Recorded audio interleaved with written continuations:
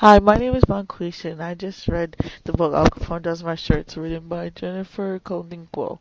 This book is about a 12-year-old boy named Matthew Finnegan, mostly common known as Moose.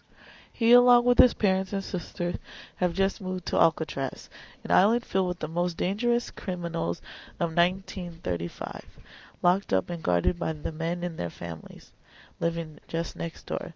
Their father is a guard in Alcatraz, and this is the reason why the whole family had to come with.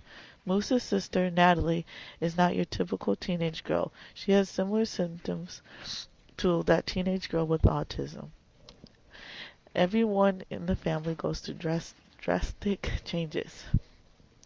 I personally like this book, so I recommend this book to anybody who is interested in the island of Alcatraz and who wants to know how it was to live there. The main genre of this book is historical fiction, so if you like to learn about history in a fun way, this book does the job. If you like the book Out of My Mind by Sharon M. Draper, you'll probably be interested in Al Capone Does My Shirts, because Moose's sister is a disabled child. Do you want to take it over, Claire, and tell us about what we learned from this book? Sure, Monquisha. The main thing we learn from the main character, Moose, is to have patience. He had to have lots of patience when dealing with his sister Natalie. Another good thing we can learn from him is to be honest. He told his parents that Natalie talked to the convict when she wasn't supposed to, when he left her alone for a few minutes. He can teach us to be responsible. Moose doesn't like to get into trouble because it causes problems for him and his family. So when Piper, the warden's daughter, asks him to help her do something that will be breaking the warden's rules, he wants to refuse. But if he goes against Piper's wishes, he will make her mad. Piper would do something against his family if he didn't comply.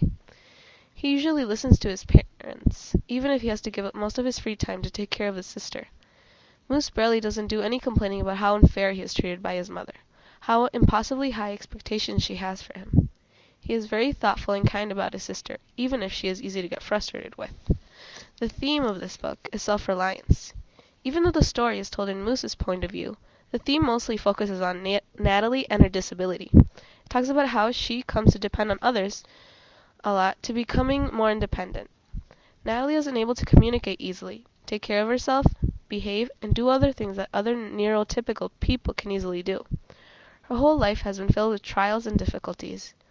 Though, when the story is coming to a close, with the help of her brother, she learns new things, can converse with people more comfortably, and is accepted into the Esther P. Marinoff school program that will help her with her autism.